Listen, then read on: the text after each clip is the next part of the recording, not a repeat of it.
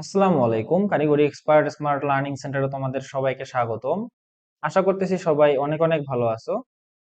তো ভাইয়া, আজকের এই ক্লাসে বা আজকের এই ভিডিওতে আমি তোমাদের সঙ্গে ইন্ডাস্ট্রিয়াল ম্যানেজমেন্টের সুপার সাজেশন নিয়ে আলোচনা করব।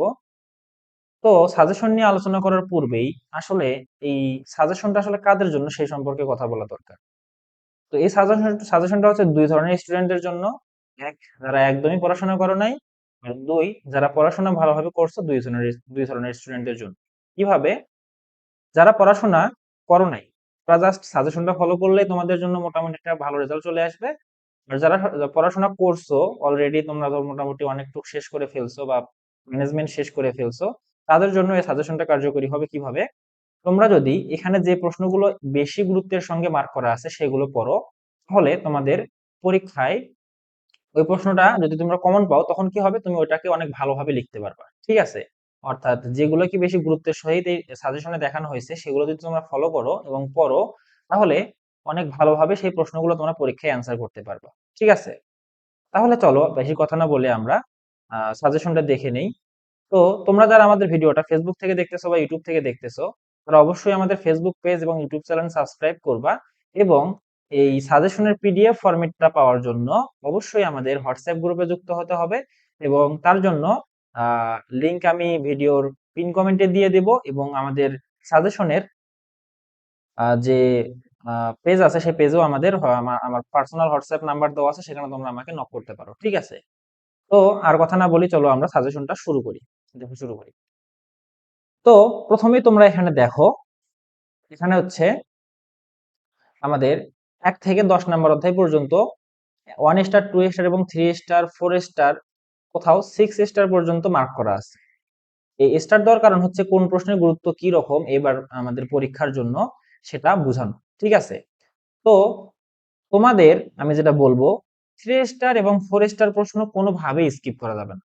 ঠিক আছে?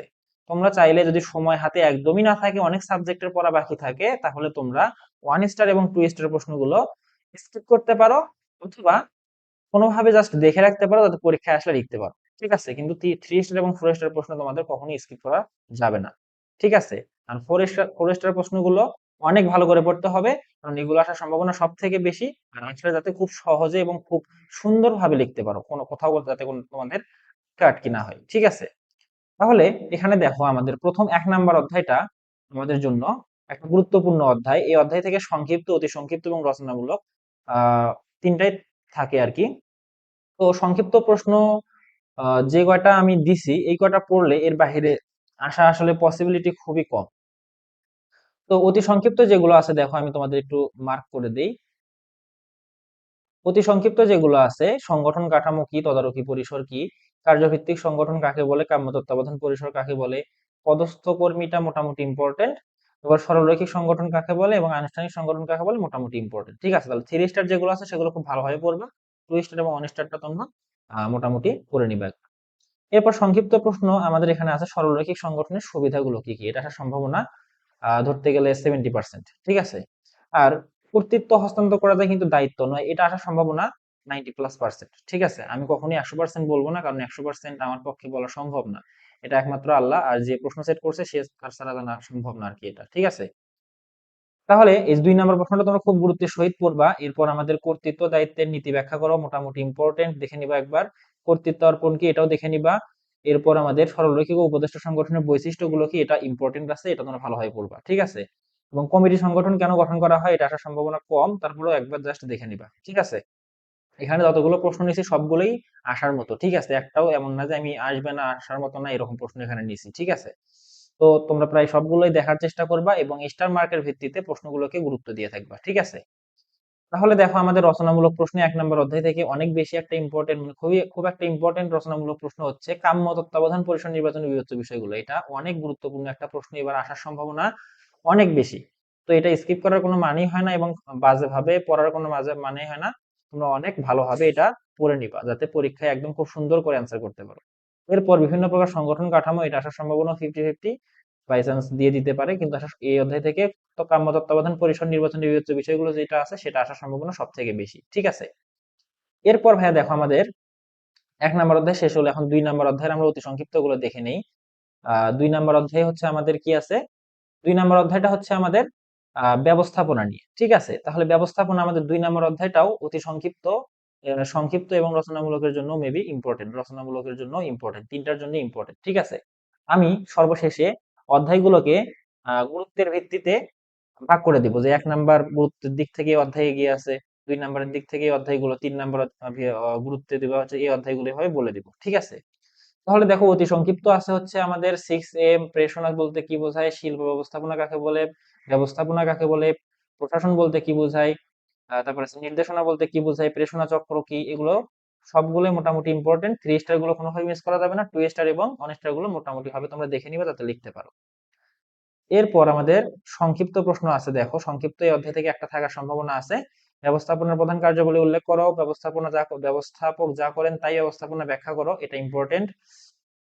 তারপর আমাদের ব্যবস্থাপনা, সংগঠন এবং প্রশাসনের মধ্যে পার্থক্য, এটাও ইম্পর্টেন্ট। ঠিক আছে, আর প্রশাসন, ব্যবস্থাপনা এবং সংগঠনের মাঝে সম্পর্ক দেখাও, এটা মোটামুটি ইম্পর্টেন্ট। তোমাদের এই প্রশ্নটা আর এই যে রচনামূলকের এই প্রশ্নটা কিন্তু সেম প্রশ্ন। ঠিক আছে, তো একটা পড়লে আর একটা হয়ে যাবে। রচনামূলকটা যদি তোমরা পড়ো তাহলে সংক্ষিপ্তটা এমনিতে লিখতে পারবা। এরপরে দেখো ভাই, আমাদের এই অধ্যায় থেকে খুবই গুরুত্বপূর্ণ একটা রচনামূলক প্রশ্ন আছে। ব্যবস্থাপনা কাকে বলে, এটির কার্যাবলী বা এটির হচ্ছে সাধারণ কার্যাবলী এবং মৌলিক কার্যাবলী গুলো আলোচনা করো। ঠিক আছে, এই প্রশ্নটা আসার সম্ভাবনা অনেক অনেক অনেক বেশি।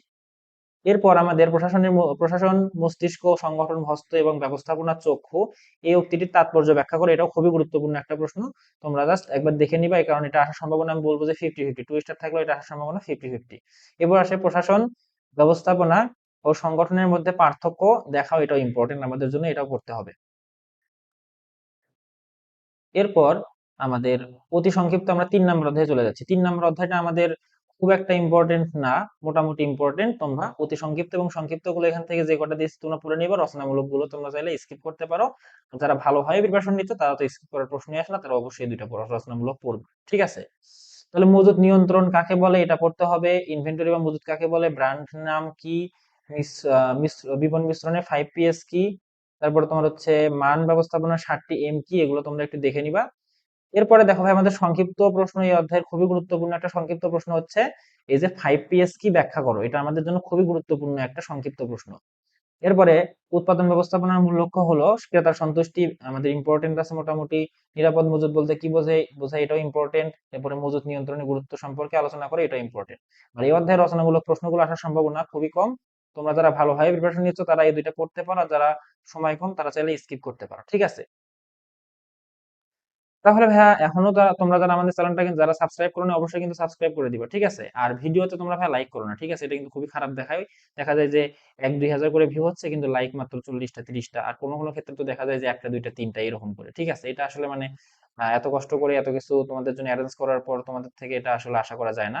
তোমরা চাইলে এটা 1 সেকেন্ডের একটা কাজ খুব সহজেই করে দিতে পারো, তাহলে আসলে ভিডিওগুলো অনেক বেশি মানুষের কাছে রিচ করবে। তখন মনে করো যে আমার জিনিসগুলো দিতে ভালো লাগবে, কারণ যত বেশি মানুষ উপকৃত হবে আমার তত বেশি ভালো লাগবে, তাই না? তো এই কাজটা তোমরা একটু করবা। অবশ্যই চ্যানেল সাবস্ক্রাইব করবা, ভিডিওতে লাইক করবা, এবং তোমাদের যদি কোনো মতামত থাকে কমেন্টে আমাকে জানাও। ঠিক আছে, আর আমি কিন্তু তোমাদের পঞ্চম সেমিস্টারের মোটামুটি বলতে গেলে ইম্পর্টেন্ট যে সাবজেক্ট গুলো আছে প্রায় ইম্পর্টেন্ট সাবজেক্টে যে ইম্পর্টেন্ট অধ্যায়গুলো আছে প্রায় 90% আমি কমপ্লিট করে দিছি। ফুল কমপ্লিট করতে পারি না, এটার কারণ হচ্ছে আমি ধরো যে রেকর্ডিং থেকে শুরু করে এডিটিং, পোস্টিং সবকিছু একাই করি। ঠিক আছে, তো এটা করতে গেলে দেখা যায় যে একটা বা দুইটা অধ্যায় রেকর্ড করার পর পোস্ট করতে 1.5 থেকে 2 দিন লেগে যায়। ঠিক আছে, তো এটা আসলে খুবই সময় সাপেক্ষ একটা ব্যাপার। পরবর্তী সেমিস্টারে ইনশাল্লাহ আমি এটা মানে একটা সমাধান বের করব। তোমরা আশা করতেছি আমার সাথেই থাকবা। ঠিক আছে, আর আমার আমার জন্য অবশ্যই দোয়া করো যাতে ভালোভাবে একটা কিছু করতে পারি। ঠিক আছে, তোমাদের জন্য। এভাবে দেখো ভাই, এখন আমরা কি করব, এখন আমরা কয় নম্বর অধ্যায় আলোচনা করলাম, 3 নম্বর অধ্যায় মনে হয় আলোচনা করলাম, এখন আমরা 4 নম্বর অধ্যায়ে চলে যাই। তো 4 নম্বর অধ্যায়টাও আমাদের জন্য অনেক গুরুত্বপূর্ণ একটা অধ্যায়। এই অধ্যায় থেকে আমাদের সংক্ষিপ্ত এবং রচনামূলক আসার সম্ভাবনা অনেক বেশি। অতি সংক্ষিপ্ত একটা থাকতে পারে। তাহলে এখান থেকে দেখো, অতি সংক্ষিপ্ত লিন ম্যানুফ্যাকচারিং পদ্ধতি কি, উৎপাদনশীলতা কাকে বলে, জিটের পূর্ণরূপ কি, উৎপাদনের উপাদানের উৎপাদন কয়টি এবং কি কি, সরি কি আছে, উৎপাদনের উপাদান কয়টি এবং কি কি, এটা এই 4টা পড়লে হয়ে যাচ্ছে। সংক্ষিপ্ত প্রশ্ন এখান থেকে ইম্পর্টেন্ট হচ্ছে উৎপাদন কর্মসংস্থান সৃষ্টি করে এবং কার্য পরিবেশ কিভাবে শ্রমিকদের উৎপাদনশীলতা বৃদ্ধি করে, এই দুটোর মধ্যে থেকে একটা আসার সম্ভাবনা আছে। ঠিক আছে, আর অবকাঠামোগত পরিস্থিতি কিভাবে উৎপাদনশীলতার উপর প্রভাব বিস্তার করে, এটা আমাদের রচনামূলক প্রশ্নের মধ্যে একটা পয়েন্ট আছে, সেটা পড়লে তোমাদের এটা অতি সংক্ষিপ্ত হয়ে যাচ্ছে রচনামূলকের একটা পয়েন্টও হয়ে যাচ্ছে। ঠিক আছে, উৎপাদন প্রক্রিয়ার সময় কিংবা মূল্য অপব্যয়ের কারণ সমূহ লেখো। এটা খুবই মানে খুব কম ইম্পর্টেন্ট একটা প্রশ্ন, তোমরা একবার দেখে নিবা তাহলেই বুঝতে পারবে প্রশ্নটা আসলে কি। খুবই সহজ একটা প্রশ্ন। এরপরে রচনামূলক প্রশ্ন এই অধ্যায় থেকে সবথেকে গুরুত্বপূর্ণ হচ্ছে উৎপাদনশীলতার উপর প্রভাব বিস্তারকারী উপাদান সমূহ আলোচনা করো। এটা আসার সম্ভাবনা অনেক অনেক অনেক বেশি। ঠিক আছে, তো এটা স্কিপ করার কোনো ওয়ে নেই এবং অনেক ভালো করে পড়ার মতো একটা প্রশ্ন। এবার উৎপাদনশীলতা কাকে বলে, বিভিন্ন প্রকার উৎপাদনশীলতা নির্ণয়ের পদ্ধতি। খুবই সহজ একটা প্রশ্ন। আমার মনে হয় যে যদি কেউ 5 মিনিট মনোযোগ দিয়ে পড়ে এই প্রশ্নটা বুঝতে করা সম্ভব। ঠিক আছে, এবং এই প্রশ্নের মধ্যে যে কয়টা পয়েন্ট আছে সবগুলো পয়েন্টই অতি সংক্ষিপ্তে আসার মতো একটা পয়েন্ট গুলো। ঠিক আছে, তো অবশ্যই তোমরা যদি পুরো এই রচনামূলক প্রশ্নটা পড়ো তাহলে তোমাদের অতি সংক্ষিপ্ত অনেকগুলো প্রশ্ন কভার হয়ে যাবে এবং রচনামূলক প্রশ্নটাও হয়ে যাবে। ঠিক আছে, এরপরে দেখো উৎপাদনশীলতা বৃদ্ধির কৌশল বর্ণনা করো। এটা আসার সম্ভাবনাও অনেক বেশি ধরতে গেলে। এরপর আমাদের আসো পঞ্চম অধ্যায়ে যদি আমরা যাই, পঞ্চম অধ্যায়ে আমাদের এখানে আছে হচ্ছে আমাদের অতি সংক্ষিপ্ত প্রশ্ন আছে পরিকল্পনা কি, পরিকল্পনার আঙ্গিনা কি। তারপর তোমার হচ্ছে আমাদের পঞ্চম অধ্যায়টাও ইম্পর্টেন্ট। এরপর স্বল্পমেয়াদী পরিকল্পনা কি, দীর্ঘমেয়াদী পরিকল্পনা কি, এই দুইটার মধ্যে থেকে একটা দিতে পারে এবার। তারপর তোমার হচ্ছে উৎপাদন পরিকল্পনা কি। ঠিক আছে, এই মোটামুটি 5টা অতি সংক্ষিপ্ত প্রশ্ন পড়লে হয়ে যাচ্ছে 5 নম্বর অধ্যায় থেকে। আর 5 নম্বর অধ্যায় থেকে একটা সংক্ষিপ্ত প্রশ্ন মাস্ট থাকবে। তার মাঝে মাঝে হচ্ছে তোমার সব থেকে বেশি গুরুত্বপূর্ণ হচ্ছে পরিকল্পনা সর্বদাই ভবিষ্যৎমুখী, এই প্রশ্নটা। ঠিক আছে, তো এই প্রশ্নটা খুবই গুরুত্ব সহকারে পড়বা। তাছাড়া পরিকল্পনা ব্যবস্থাপনার প্রাথমিক কাজ মনে করা হয় কেন, এটা পড়বা। পরিকল্পনা নমনীয়তা বলতে কি বোঝায় এটা অবশ্যই ভালো করে পড়বা এবং SWOT বিশ্লেষণ পড়বা। সেই সাথে আমাদের এই যে স্মার্ট এর পূর্ণরূপ কি এটা পড়বা। আমাদের দেখবা যে লাস্টে যেমন হয় 9 নম্বর অধ্যায় এই স্মার্ট এর পূর্ণরূপ জিনিসটা আবার আছে। ঠিক আছে, তো দুই জায়গাতে দুইটা অধ্যায়ে সেম প্রশ্ন আছে, আমি দুই জায়গাতেই রাখছি, এক জায়গা থেকে পড়লেই হবে। এবারে ভাই দেখো কি আছে, রচনামূলক প্রশ্ন আছে হচ্ছে পরিকল্পনা কাকে বলে এবং পরিকল্পনার গুরুত্ব। দুইটা প্রশ্নই খুবই গুরুত্বপূর্ণ, দুইটার মাঝ থেকে একটা আসার সম্ভাবনা অনেক বেশি। ঠিক আছে, এরপরে দেখো আমাদের এখানে আছে হচ্ছে কত অধ্যায়, কত অধ্যায় হলো পঞ্চম, ষষ্ঠ অধ্যায়। দেখো ঠিক আছে, ষষ্ঠ অধ্যায়টা আমাদের জন্য ইম্পর্টেন্ট একটা অধ্যায়। তাহলে এখানে দেখো কি আছে, অতি সংক্ষিপ্ত সাপ্লাই চেইন ব্যবস্থাপনার মূল উদ্দেশ্য কি, SCM এর পূর্ণরূপ। তারপর তোমার হচ্ছে সাপ্লাই বা সরবরাহ শৃঙ্খলা কি। তারপর সাপ্লাই চেইনের পর্যায়গুলো লেখো, সাপ্লাই চেইনের প্রবাহ কয়টি, কয়টি প্রবাহ থাকে, এগুলো ইম্পর্টেন্ট। তোমরা 3 স্টার গুলো ভালোভাবে পড়বা, 2 স্টার গুলো একবার দেখলেই। অতি সংক্ষিপ্ত আসলে স্কিপ করার মতো জিনিস না আমার মনে হয়। ঠিক আছে, অতি সংক্ষিপ্ত যতগুলো আমি দেখছি সবগুলো তোমরা পড়বো, 1 স্টার হোক, 2 স্টার হোক, 3 স্টার হোক, তার মধ্যে স্টার ভিত্তিতে গুরুত্ব দিবা তোমরা একটু। যে 1 স্টার প্রশ্নগুলো আমার মোটামুটি একটু বুঝে রাখলেই হচ্ছে, 3 স্টার প্রশ্নগুলো আমি একদম ঠোঁটস্থ করে রাখবো যাতে আসা মাত্র লিখে ফেলতে পারি। ঠিক আছে, এবারে দেখো সংক্ষিপ্ত প্রশ্ন কি আছে, সাপ্লাই চেইন ব্যবস্থাপনা গুরুত্বপূর্ণ কেন, এটা একটা সংক্ষিপ্ত প্রশ্ন। এই তিনটার মাঝখানে থেকে একটা আসার সম্ভাবনা আছে, এটা আমি বলে দিচ্ছি। ঠিক আছে, তিনটাই তোমরা পড়ে নিবে ভালোভাবে। এরপর আছে দেখো কি আছে, রচনামূলক প্রশ্ন এই অধ্যায় থেকে একটাই আছে, মানে ইম্পর্টেন্ট আমার কাছে মনে হয়েছে, এবং এই একটাই তোমাদের আসার সম্ভাবনা অনেক বেশি এবার পরীক্ষায়। ঠিক আছে, সাপ্লাই চেইন ম্যানেজমেন্টের সুবিধাগুলো আলোচনা করি, এই একটা প্রশ্ন আসার সম্ভাবনা অনেক বেশি। এরপরে আমাদের দেখো সপ্তম অধ্যায়ে যদি আমরা যাই, সপ্তম অধ্যায়টা একটা বড় আর মোটামুটি একটু বড় অধ্যায়, কিন্তু এই অধ্যায় থেকে তোমাদের মোটামুটি এই কয়টা প্রশ্ন করলেই হচ্ছে। ঠিক আছে, তো এই প্রশ্নটা ধরো কি আছে, মানব সম্পদের উন্নয়ন কাকে বলে, মানব সম্পদ ব্যবস্থাপনা কাকে বলে, মানব সম্পদ ব্যবস্থাপনা প্রতিষ্ঠানে কোন কোন উপাদান নিয়ে কাজ করে। এগুলো আসলে এক কথায় উত্তর, আমি দেখছি তোমাদের বই, এগুলো সবগুলো এক কথায় উত্তর। ঠিক আছে, মানব সম্পদ পরিকল্পনা কাকে বলে, ব্যবস্থাপনার উন্নয়ন কাকে বলে, এগুলো তোমরা পড়ে নিবা। অতি সংক্ষিপ্ত তোমাদের এই দুইটা ইম্পর্টেন্ট আছে, একটা দিতেই পারে।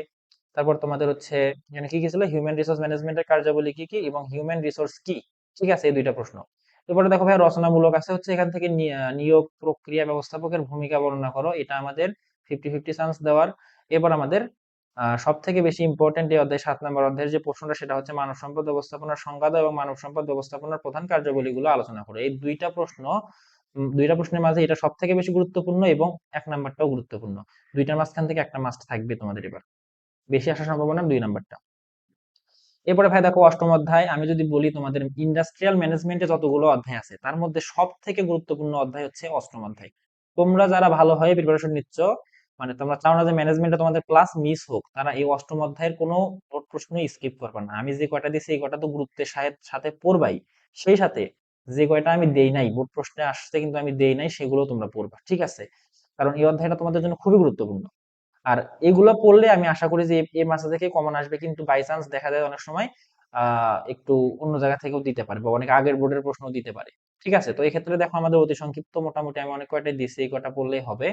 এখান থেকে দুইটা অতি সংক্ষিপ্ত পাওয়ার সম্ভাবনা তোমাদের আছে। নেতৃত্ব বলতে কি বোঝায়, প্রেষণা চক্র কি, প্রণোদনামূলক মজুরি বা বলতে কি বোঝায়। এখানে আমাদের টাইপ মিস্টেক হয়েছে, এটা হবে প্রণোদনামূলক মজুরি কাকে বলে।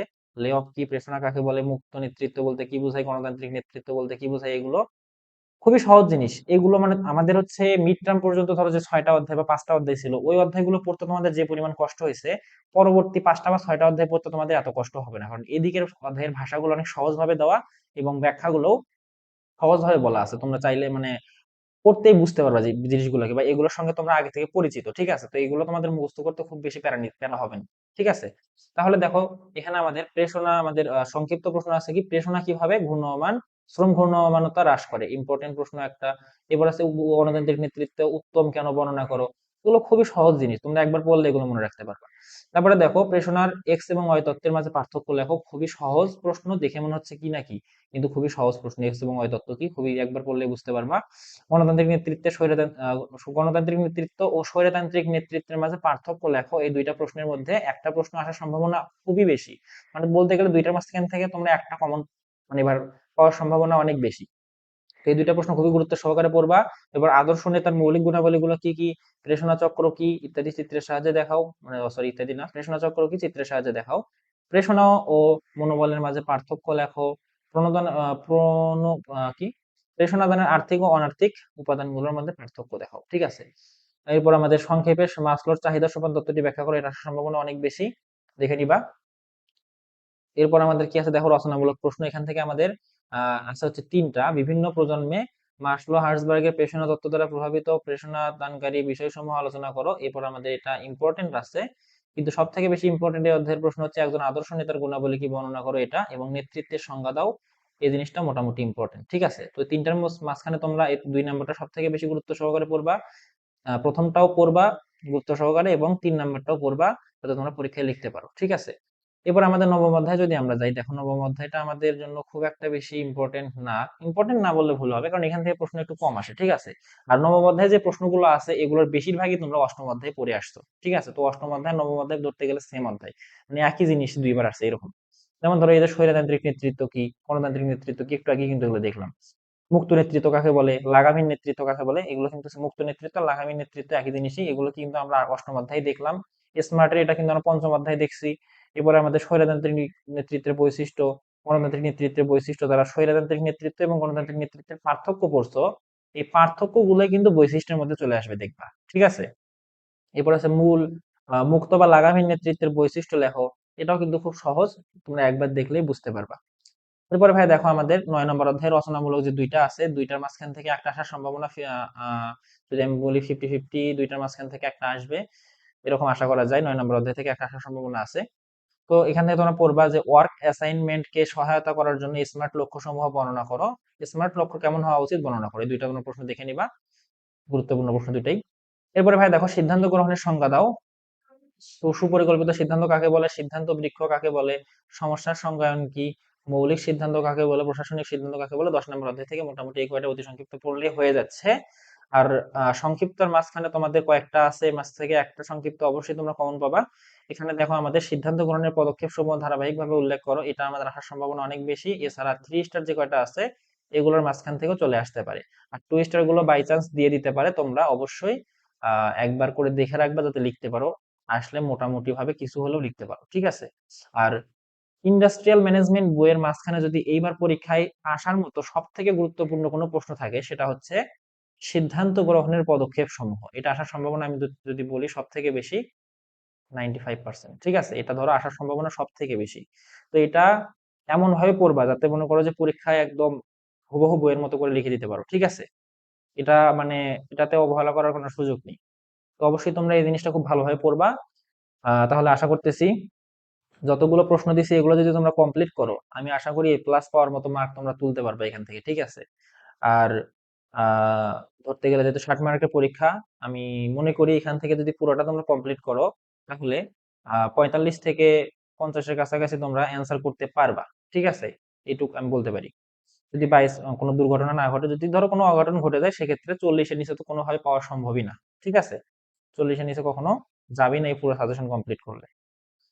আমার মনে হয় না 40, শুধু 40 তোলা সম্ভব। এই সাজেশন কমপ্লিট করলে, এই সাজেশন কমপ্লিট করলে আমি আশা করি 50 মার্ক তোমরা অলরেডি মানে অনায়াসে তুলতে পারবা, ঠিক আছে? তো এই ম্যানেজমেন্ট সুপার সাজেশন এতটুকুই ছিল। আমি পরীক্ষার আগেও আরো শর্ট করে দেওয়ার চেষ্টা করব আরেকবার। তো তার জন্য তোমাদের অবশ্যই আমাদের হোয়াটসঅ্যাপ গ্রুপে যুক্ত থাকতে হবে। তখন কিন্তু আমি আর ভিডিও দেবো না, জাস্ট পরীক্ষার আগের দিন বা একদিন আগে কোনগুলো সব থেকে বেশি ইম্পর্টেন্ট সেগুলো আরেকবার তোমাদের আমি রিমাইন্ড করে দিব, জাস্ট পিডিএফ করে বা হাতে লিখে। ঠিক আছে? তো অবশ্যই সেজন্য তোমাদের হোয়াটসঅ্যাপ গ্রুপে যুক্ত হতে হবে। হোয়াটসঅ্যাপ গ্রুপের লিংক আমি পিন কমেন্টে বা ডেসক্রিপশনে দিয়ে দিব, এবং এখানে কিন্তু আমাদের নাম্বার দেওয়া আছে, দেখো এই নাম্বারে তুমি আমার সাথে কন্ট্যাক্ট করতে পারো, 01521491107। এই নাম্বারে তোমরা আমাকে হোয়াটসঅ্যাপে নক করতে পারো। আমি তোমাদের সমস্যা, যে কোনো ধরনের সমস্যার সমাধান করে দেওয়ার চেষ্টা করব যদি আমি সময় পাই। ঠিক আছে? এমন না যে তোমরা যদি 100 জন আমাকে বলো যে এটা একটু কোনো সমস্যা সমাধান করার জন্য, আমি তো আর 100 জনের একটু সমাধান করে দিতে পারবো না, তাই না? আমি চেষ্টা করবো যতগুলো পারি সমাধান করে দেওয়ার জন্য। তো অবশ্যই তোমাদের সমস্যা থাকলে আমার সঙ্গে যোগাযোগ করবা। এর পরবর্তীতে আমি বাকি সাবজেক্টগুলোর সুপার সাজেশন ধীরে ধীরে দিয়ে দিব। ঠিক আছে? তো ঠিক আছে ভাইয়া, এই ক্লাসটা এই পর্যন্তই ছিল বা ভিডিওটা এই পর্যন্তই ছিল। তোমরা অবশ্যই ভিডিওতে লাইক করে, চ্যানেলটা সাবস্ক্রাইব করে এবং ফেসবুক পেজ ফলো দিয়ে আমাদের সাথেই থাকবা। ঠিক আছে?